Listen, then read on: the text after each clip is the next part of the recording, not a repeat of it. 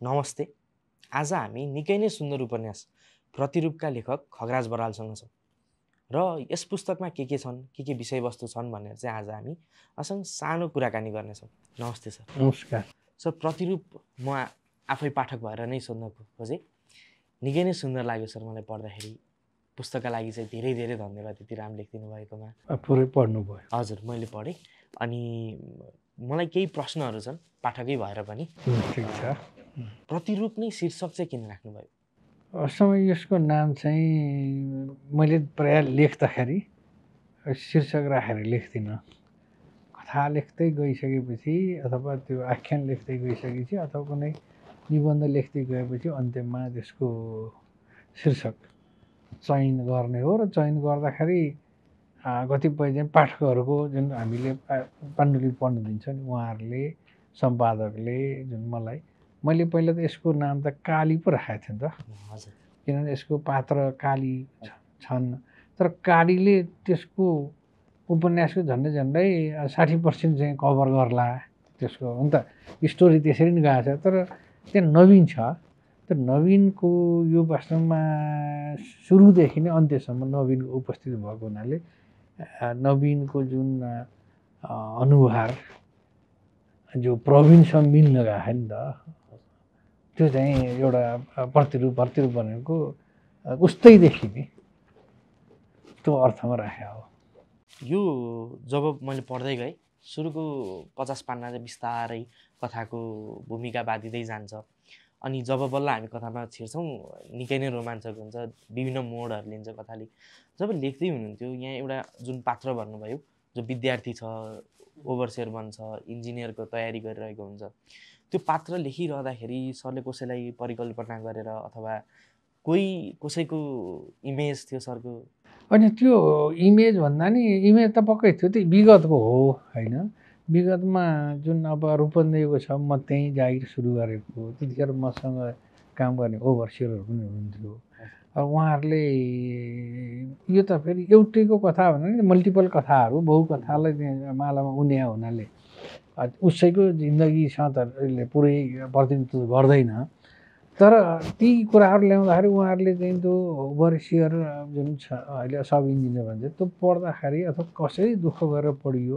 हुन त त्यो कथा पाहाडमा हामी पढ्दा पनि हाम्रो पालामा पनि केही स्कुल नजिक नहुने अथवा भनेको विषय पढ्न नपाइने अथवा खर्च बाहिर गएर पढ्न पर्ने, खर्च नपुग्ने, खर्च पुर्याउन नसक्ने अथवा कसैले राम्रो गाइडेन्स नगरिदिने अथवा गर्ने मान्छे नपाइने यस्ता थिए नि। ती साथीहरूले सुनाएका कथाहरूलाई नै मैले त्यहाँ उनेको हुँदा र धेरै तपाईँले भन्नुभयो 50 अझ 50भन्दा उसै पऱ्यो भने 100 पेजसम्म त्यसको पृष्ठभूमि ब्याकबोन जस्तै त्यसलाई चाहिँ क्लाइमेक्सभन्दा अगाडिका कथाले माथि चरमोत्कर्ष पाउनुभन्दा अगाडिका घटनाहरू, तर ती घटनाले त्यो कथालाई मसिनो गरी तपाईँको अगाडि बढाएको छ। जस्तै एउटा गौँथलीले गुड बनाउँदाखेरि एकैचोटि गुड त बन्दैन, त्यो हिलो माटोले चुच्चोमा ल्याएर थोरै थोरै राखेर त्यसले सुन्दर एउटा गुड बनाउँछ नि।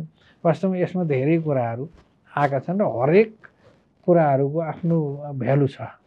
मैले यतिकै ल्याएको पनि। जस्तै घुम्न गोरखनाथ मन्दिरमा जानुको अर्थ के होइन।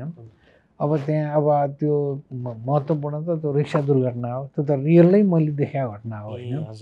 तर अब त्यो पात्र को थिए त्यसपछि के भयो त्यो थाहा छैन। मैले घटना त त्यसलाई लिएर आएको।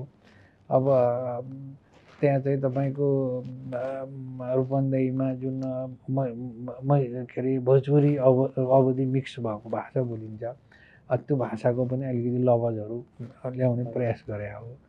र यसमा मलाई धेरैले ठाउँको जस्तै अब लेखानीको कुरा, लेखानी एउटा तराई होइन त्यो पाहाड हो, त्यहाँ भित्री मधेसको पनि पाहाडी भाग। वास्तवमा म त्यहाँ पुगेको छैन, नपुगे पनि मैले साथीहरूसँग सोधेर त्यहाँको पात्र र किन त्यहाँ लिइयो भन्ने पनि त्यहाँ के रहेछ भने पहिला ओखलढुङ्गा, भोजपुर, धनकुटा, तेह्रथुम अथवा यतातिर उदयपुर, खोटाङ यताका मान्छेहरू त्यो मेघालयमा कोइला खानीमा काम गर्ने भन्ने मैले ओखलढुङ्गाको मुमबहादुर थापा जो जनशिक्षा काम गर्थे उनले त्यो भनेर उनले वास्तवमा यो कथाको थोरै उता मेघालयको स्टोरी उहाँले दिएपछि मैले त्यसैलाई नै बुझ्न खोज्दाखेरि यी सबै कुराहरू आएको कुरा। ठ्याक्कै भनिहाल्नुभयो। यो कथा एउटा समाजको कथा मात्र पनि छैन, एउटा कुनै ठाउँको कथा मात्र पनि छैन। हेर्दाखेरि यो यात्रा जस्तो अनुभव हुन्छ, पढ्दाखेरि पनि पहाडबाट तराई झरे जस्तो, फेरि भारत मेघालय पुगेको, कोइला खानीमा काम गरेको, त्यहाँ एउटा खेलको पनि तीर हान्ने खेल, त्यसमा नि हामी आउँला। त्यो जब सरले घुमाइराख्नु भएको थियो पात्रमा, कति ठाउँमा त सरले पुग्नु भएन भन्नुभयो। यसको भनौँ न सम्मरी चाहिँ सरले कहाँबाट लिनुभएको थियो अथवा कथा उठाउनु भएको थियो? अनि मलाई सुरुमा त यो 2069 सालमा परीक्षा नियन्त्रण हुँदा प्रश्नपत्र छाप्न जाँदा जनशिक्षाको सेक्युरिटी प्रेसमा मुम्बा थापा काम गर्नुहुन्छ। उहाँले काम गर्दाखेरि त्यो अब उहाँहरू त्यो के अरे ती कागतहरू के गर्ने, झोरा कागतहरू ईश्वर मिल्ला भने के गर्ने होइन, सबै गर्दाखेरि मैले भन्थेँ अब कस्तो काम, कति गाह्रो छ यो काम भन्दा होइन सर, यो त के गाह्रो, कोइला खानीमा त्यो भित्र होइन जमिनभित्र 100 मिटर तल गएर त्यो कोइला त्यस्तो भित्रबाट बोकेर ल्याउनु त त्यस्तो त काम गरेर आएको मैले भनेपछि मलाई त रुचि जाग्यो। त्यसो कोइला खानीमा कसरी काम गर्छन्, त्यहाँ के हुन्छ, त्यहाँको मान्छेले त्यो कसरी कोइला निकाल्छन्, कसरी बाहिर निकाल्छ, जमिनभित्र रहेछ, अन्डरग्राउन्ड रहेछ, त्योभन्दा माथि बस्ती हुँदो रहेछ फेरि मान्छेको भन्ने कुराहरू चाहिँ जो त्यो उहाँबाट मैले पाएँ। अनि त्यसपछि त्यसो भए नेपालमा गएका ती कोइला खानीमा गएकाले कस्तो जीवनयापन गरेका छन्, उनीहरूले पैसा बचाउँछन् बचाउँदैनन्, अनि त्यहाँ चाहिँ तपाईँको त्यहाँका लोकल मान्छेहरूसँग महिलासँग बिहा गरेर बसेका छन् छैनन्, अथवा बिहा गरेर नेपाली आएका छन् कि, यस्ता प्रश्नहरू मैले उहाँसँग राख्दै जाँदा त्यहाँ खासीको बारेमा उहाँले भन्नुभयो। अनि खासीप्रति मलाई रुचि लाग्यो। अनि उहाँले के भन्यो, यो खासी भन्ने चाहिँ पुरा मातृसत्ता हो, त्यहाँ महिलाहरूकै सबै चल्छ, उहाँहरूले नै श्रीमान विवाह गरेर घर लाने हो, आफ्नो माइत भनौँ न जहाँ बसेको छ, श्रीमानको घर जाने होइन, यस्तो खालको छ भने चाहिँ अझ मलाई रुचि जागेपछि मैले गुगलहरूबाट स्टडी गरेँ। अनि एकजना मेरो भेषराज बराल पोखरामा हुनुहुन्छ, उहाँ चाहिँ मेघालयमा 12 कक्षासम्म पढ्नुभएको, र उहाँबाट मैले धेरै सूचनाहरू पनि लिएँ, उहाँबाट म छलफल गरेँ, अनि बिल्डअप स्टोरीलाई अझ समृद्ध बनाउँदै लगेको।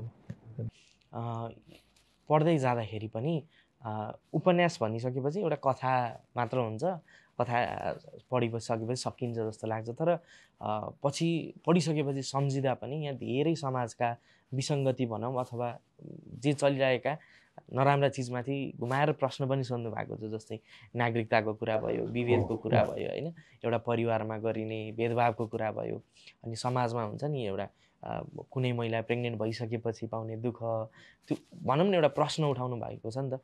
त्यो लेख्दाखेरि नै पहिले नै सोचेर यसलाई स्ट्रक्चर बनाएर लेख्नु भएको थियो अथवा म सोध्छु नै भनेर यो प्रश्न कहिलेकाहीँ कथा के अरे बग्दै जाँदा केही न केही कोही थपिँदै पनि रहेछन्, होइन, यो राख्नु पायो हुन्थ्यो भन्ने। तर एउटा मेन स्टोरी चाहिँ जुन छ, त्यो मेन स्टोरी जुन कालीको कथा छ नि, त्यो स्टोरी नै तपाईँको जो कालीको श्रीमान छ जो कोइला खानी हो त्यसरी नै आएको छ नि। त्यस्तो के छ भने हाम्रो गाउँतिर पनि अथवा अन्यतिर पनि, हाम्रो गाउँमा प्रपरली असममा जाने, त्यहाँ गाईहरू पाल्ने त्यस्तो खालको थियो। हामी बच्चा हुँदा धेरै जान्थे, कतिपय यतापट्टि कोइला खाने कामहरू जाने रहेछन्, कोही कता कोही यतापट्टि तपाईँ कालापाहाड जाने, अथवा म बझाङ बसेपछि त्यहाँको चाहिँ सबै बेङ्गलोर जाने नेपालीहरू त छ नि, अनि यतापट्टि तपाईँको कतिपय पन्जाब जाने, यस्तो खालको जुन परिपाटी छ ती चाहिँ त्यताका जाँदो रहेछन्। र त्यो मान्छे पनि भिनाजुसँगलाई भेट्न गएको बेला उतै त्यहीँ रमाइलो देखेर अनि त्यहीँ काम गरे, 2-4 पैसा हुन्छ भन्दा भन्दै भुल्ने। यसरी नेपालीहरू चाहिँ त्यहाँ गएर त्यहाँको महिलाको माया जालमा भनौँ न प्रेममा पर्ने, अनि त्यहीँ जीवन बिताउने, यताको परिवार बिर्सिने एउटा। अर्को चाहिँ यता नेपाल फर्केर फेरि त्यो परिवार श्रीमती लिएर आउने पनि छन्। त्यस्ता हाम्रो गाउँमा पनि एउटा मैले सुनेको थिएँ, अरू पनि त्यस्तो छ। र यता यी खासी जातिका महिलालाई श्रीमती बनाएर लिएर आउने पनि भेटिन्छन् अहिले ओखलढुङ्गातिर, यता खोटाङतिर छन् रे भनेर एकजनाले मलाई भन्नुहुन्थ्यो मेरो कथा पढेपछि। अनि समस्या के भने उनीहरूलाई नागरिकताको समस्या। अब अहिले त अझै त समस्या छ, अहिले त अहिले संसदमा त्यो संशोधन पेस भए भनेपछि यो अङ्गीकृतहरू हामीले जुन अङ्गीकृतकोलाई नागरिकता दियौँ, अङ्गीकृतका छोराछोरीलाई कुन नागरिकता दिने भन्दा संविधानले कानुन बमोजिम कानुन बनाएको पनि के अरे फेरि त्यो कानुन बमोजिम भनेर पछि आयो होइन। त्यस्तो बच्चाहरू थुप्रो थियो नि त। बाबुआमाको नेपाली अङ्गीकृत नागरिक छ, छोराछोरीको छैन, उनीहरूलाई के भने कानुन नबनाएको कारणले भने यो अहिले आएर त भोगिरहेको नि यो 30-35 वर्ष अगाडिको मात्र चाहिँ समस्या थियो। त्यो नागरिकताको समस्या भयो, जन्मदर्ताको समस्या भयो, अब अर्को चाहिँ परिवारमा अब एक्सेप्टेन्स र अब रिजेक्सन भनौँ न। अब शम्भुले अर्काको बच्चालाई एक्सेप्ट गर्यो, यता फेरि एक्सेप्ट गर्छु भनेको शङ्करले सकेन, ऊ विवश भयो कि उसलाई प्रेसर भयो, उसले उसको जन्मदर्ता र बिहा दर्ता नागरिकता गराउनु सकेन भन्ने फेरि नाम पनि के छ शम्भु र शङ्कर छन् क्या, दुइटै अब एउटै हो नि शम्भु शङ्कर। त्यहाँ मैले त्यसबाट लाचार गर्नै नसक्ने शङ्कर जस्ता पनि हाम्रो समुदायमा छन् र शम्भु जस्तो अलिकति एक्सेप्ट गर्ने।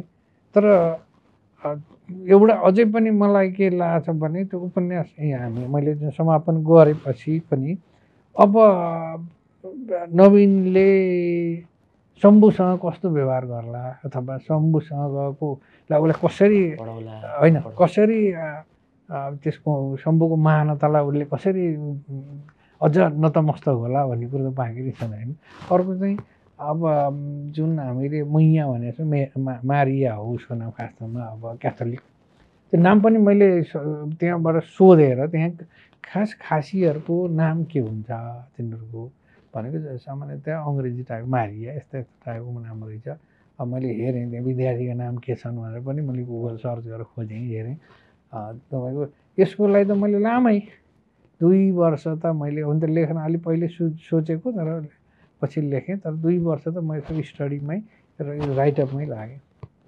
अब पढिसकेपछि त पाठकले पनि थाहा नै पाउनुहुन्छ जो हाम्रो मुख्य पात्र नै भनौँ काली, एक मुख्य पात्र कालीलाई पढ्दाखेरि चाहिँ किताबमा चाहिँ निकै नै फरक टाइपको अनुभूति हुन्छ, माया पनि लाग्छ, दया पनि लाग्छ। अनि झन् त्यो चञ्चले भनौँ एउटा जो महिला जसले धेरै अपेक्षा राखेकी थिइन् तर त्यो पुरा हुन सकेन, अनि आफ्नो छोरीलाई पनि पढाउन गाह्रो भयो। अनि त्यो हेरिराख्दाखेरि पनि कतै समाजका पात्रहरूसँग त जुधेकै छ, नजुधेको त कथामा आएन। कालीको पात्रलाई चाहिँ हजुरले कसरी हेर्नुहुन्छ अथवा कसरी समीक्षा गर्नुहुन्छ? काली चाहिँ वास्तवमा यस्ता खालका जुन महिलाहरूको विगत अहिले पनि ग्रामीण क्षेत्रमा महिलाहरूलाई गाह्रै छ क्या हजुर एकदम। अब त्यो तपाईँको चाहिँ जुन आर्थिक अवस्था अथवा पैसामा उहाँहरूको स्वामित्व होइन उहाँसँग कति छ त भन्ने कुराहरू अहिले त बिस्तारै आफै कमाउने अथवा त्यो आमा समूहमा बचत गरेर अलिकति बलियो केही न केही भयो, नत्र सबै आश गर्नुपर्ने थियो नि त। त्यो बेला कालीकोलाई अब कस्तो भने बिहा गरिदिएपछि श्रीमान बित्यो, त्यसपछि फेरि त्यो एउटा भित्ता गोरेले प्रेग्नेन्ट बनायो, अब त्यसपछि आउँदै आएन होइन। त्यसपछि अब अर्को पनि त्यो अब उसको बच्चाको गर्भ फाल्नलाई अस्पताल गए, डक्टरले टाइम बढी भयो हुँदैन भन्यो होइन। अब त्यस्तो खालको बिचरा उसले के गर्ने होइन। अब त्यतिखेर अन्जानमा भयो, अब उपाय केही छैन होइन। अनि पछि बच्चा जन्मेपछि नराम्रो सदा गराइदियो, बाबुआमा पनि अलिक छोरीप्रति अब फेरि के गर्छ यसले भन्ने अलिक भयो उनीहरूलाई पनि।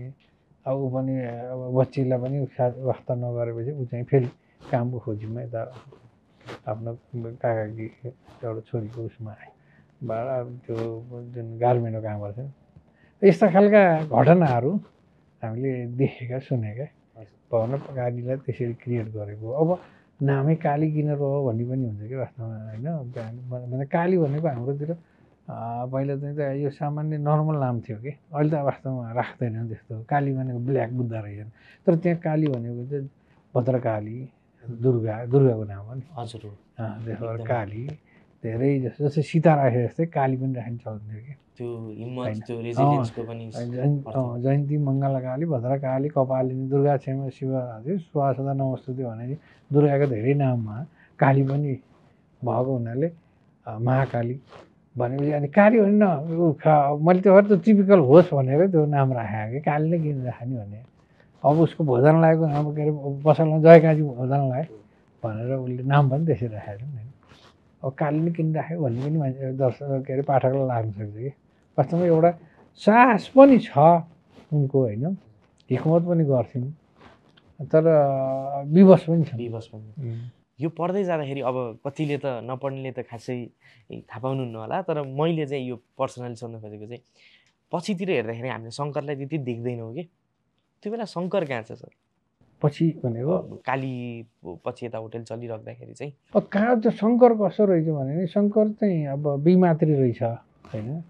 त्यो भन्नाले शङ्करका दुईवटा आमा आफ्नो नै अब अर्को आमातिर ऊ अनि बाउ, त्यसले गर्दा ऊ जहिले पनि परिवारमा डोमिनेन्ट भएको र त्यो छोडेर पोखरा गएर काम गर्यो। पहिला त्यहीँ हिमाञ्चल त्यो गन्डा बन्नु हिमाञ्चल उसमा राइस मिल त्यस्तो केमा काम गरिरहेको छ नि।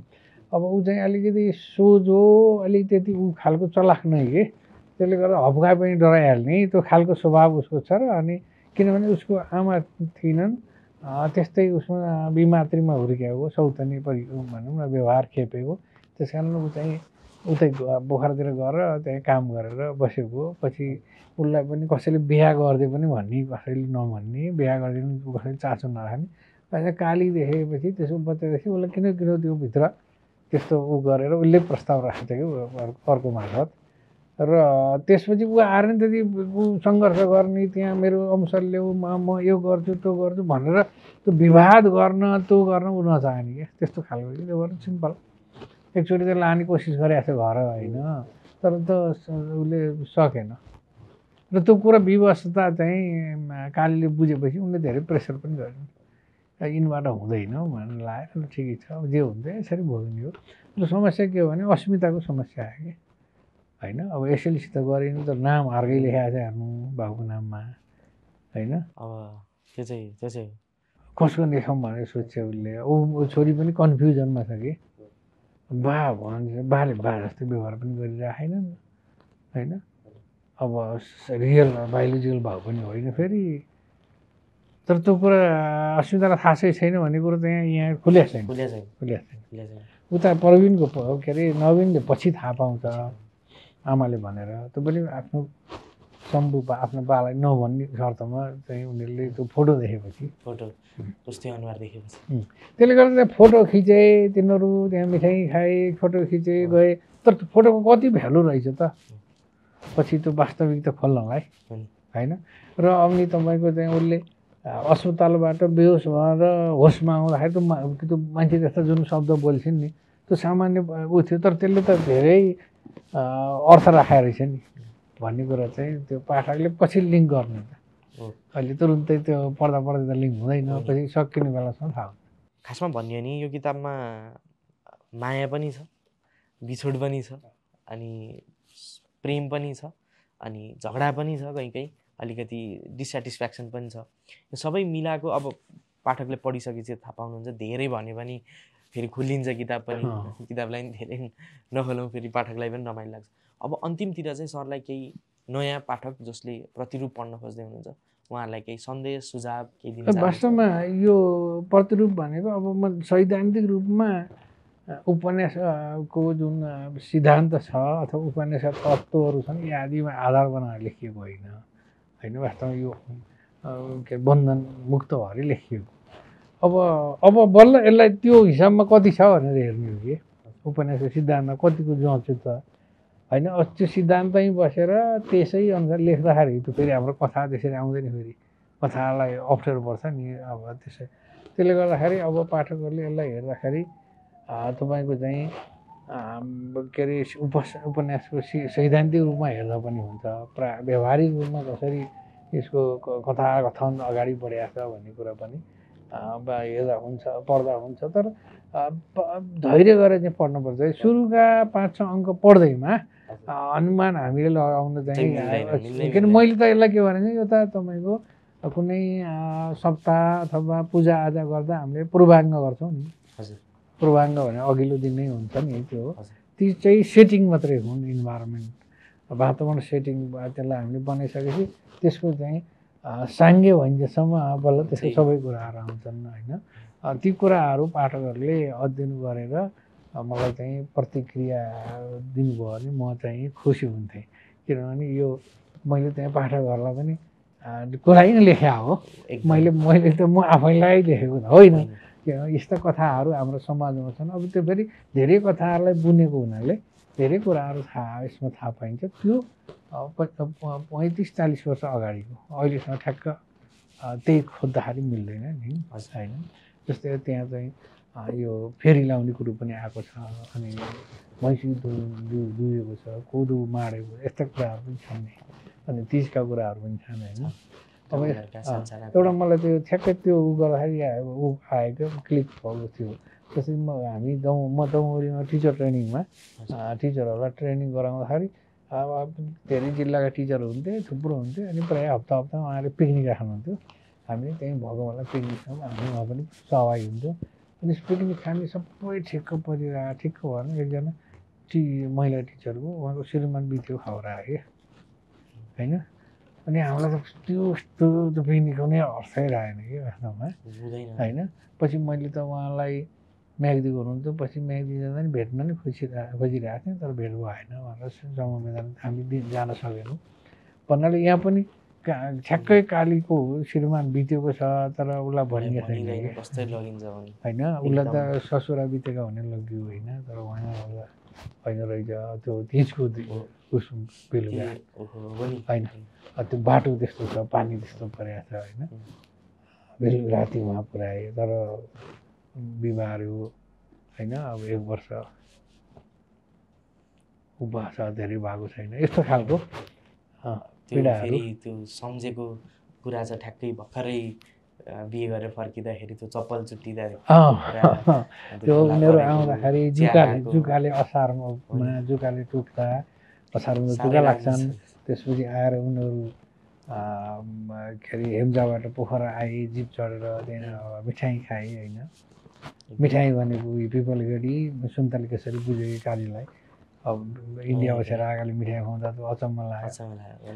अनि फोटो खिचे भने यी सामान्य घटनाले त्यसले कुनै महत्त्व चाहिँ पछि राखेको छ, एकदम राखेको छ। त्यसको लागि चाहिँ किताब पढ्नै पर्छ। नपढिकन चाहिँ हुँदैन। एकदम पढ्दा पनि रमाइलो छ। सबैले मजाले पढिदिनु होला। र कसलाई आयो एम्बिसन गुरुबाट चाहिँ तपाईँले यो किताब किन्न सक्नुहुन्छ, एम्बिसन गुरु एपबाट। र यो किताब कस्तो लाग्यो चाहिँ प्रतिक्रिया पनि दिनु होला। सरको समयको लागि धेरै धेरै धन्यवाद। तपाईँले पनि यो पुस्तकको बारेमा रुचि राखेर धेरै राम्रो यहाँ आएर छलफल गरिदिनु भयो। र मलाई पनि यो पुस्तकको बारेमा अब भन्ने एउटा चाहिँ फोरम भयो। धन्यवाद तपाईँलाई पनि, यो एम्बिसन गुरुलाई पनि धन्यवाद। साङ्गीतिक प्रकाशनलाई त भन्नै पऱ्यो, उहाँ प्रकाशकै हो। र तपाईँहरूले चाहिँ यो एम्बिसन गुरुको एपबाट पनि मगाउन सक्नुहुन्छ। यो किताब सजिलै तपाईँको हातमा घरमै पुग्छ।